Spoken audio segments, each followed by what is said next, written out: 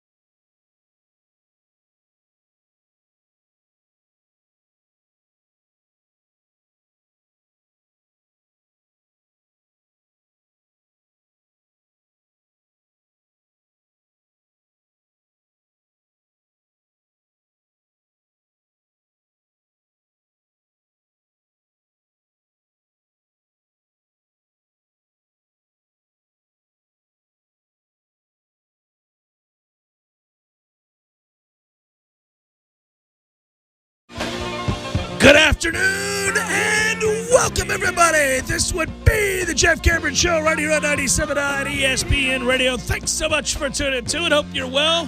I'm Jeff. That's Tom. We're online, ESPNTallahassee.com. That's where you're going to listen live via the streaming free. Always, if you missed anything, go back, get caught up. All 3 hours get posted upon the conclusion of the show, both on iTunes and our own Audio Vault. You go find the show on iTunes, share with your friends, rate, review, tell everybody how to get it. On Twitter, it's at Jay Cameron Show. Hello, YouTubers. Hello, Periscopers. Hope you guys are well, and I appreciate you listening to the Jeff Cameron Show. That I do. Also, by the way, you can always email us, jcs@979espnradio.com. I don't think you watched. You probably didn't. Did you watch the College World Series conclusion last night? We put a ribbon on the college baseball season, which in essence happens the second the Noles lose, but at least for most of us. I did watch, and I think I was in the minority in that I was happy Vandy won. I didn't need to see a Cinderella win. Just pisses me off. No, I did not watch it. Not a pitch. Well, Vandy was dominant. And once Michigan had basically rolled out their guy that was as great as they come in the postseason and won that game one, you wondered, would they be able to come back and win the next two, or win the next game, close it out? And I actually didn't think they would. I thought Vandy would come back and win. And Vanderbilt's been the most consistent team in the country all season long. They won 59 games. This is a program now that's humming. They won their first World Series in 2011. They've now won two in that time span. Or 2014, I guess, is the last one. So now they've won two in that time span. They went to the College World Series in 2011. And it's weird to think about a program that really hadn't done much of anything until you got into this part of the decade, and now they're the model of consistency. And they pay good money to do it, and I think that's a factor. I keep bringing that up. Whenever I worry about us moving forward, I see the financial windfall baseball has received thanks to the football money made out of the SEC and the SEC network. And you just hope down the line when the ACC network gets rolling, and it won't be right away. It's going to take a little while, meaning the revenue that you're looking to make. Hopefully the 10-year anniversary of the grant of rights will be when we start catching up a little bit. So, hopefully that windfall, if you will, after the roaring success of the ACC network takes place, we'll see further investment. And I don't really care about the rest of the ACC, but certainly I do with Florida State in the program as a means by which to stay competitive, because I do think we'll see an uptick in recruiting. I do think we'll see an uptick in really style of play and a lot of things that we have grown frustrated with. I think do change now that Mike Martin Jr. has taken over, but some things that don't change is obviously whether or not you have the amenities and the money requisite to compete with a Vandy, who you watched celebrate last night, and you think about their facility, and you think about what they pay their coach, and you think about all of the aspects of a baseball program that contribute to its success, and you realize that it's not just Vandy, it's several teams in the SEC, just like it's several teams even in our own conference that have upped the ante a little bit. Yeah, for me, I got to enjoy this baseball season a little bit more than I have in years past, to make it out to the ballpark to quite a few games. Sit back, relax, and watch this team go. And they weren't very good until the end of the season. We all know that. But next year should be fun, too. I mean, just you have it at your disposal. And sometimes, I think this year I realized a little bit that I took it for granted, that we have the opportunity going to go out to the ballpark and enjoying yourself? Just going out there and having a real good time. And the camaraderie, it's got like a football light feeling to it. And it's not the end of the world if you lose a game, because it's baseball. Whereas football, there is just, especially now with Florida State trying to get 8-9 wins, the Vegas over-under is at 7 or 7.5.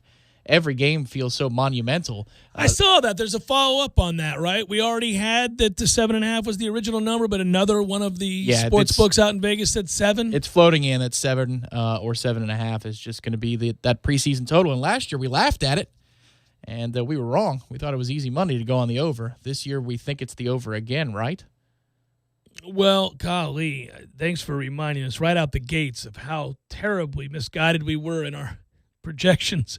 But yes, I was asked that the other day on Headlines, and I think we were asked that, and we've talked about it all summer. Get ready to hum or whistle, your choice, perhaps recite poetry if I sneeze, something along those lines. Ooh, I gathered myself. Oh, well, that's well done. That is. The eyes have watered, but he is persisting. I found a way. I forced it back down because I hate sneezes. Hate them. I was actually going to tell people why John Cooper should be fired.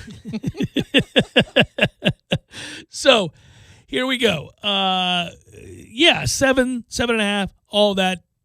I go over. I go to 8, and I stand by it. I've got to believe that the familiarity between offensive coordinator, head coach, offensive line coach, the consistency to how that offense is run, how it was built, is going to aid this team's efforts to win more football game right out the gate. I think I already saw evidence of this in the spring game. That's really what I took away from the spring game, was that they were much more organized and seemed to be on the same page. We have an upgrade at receiver.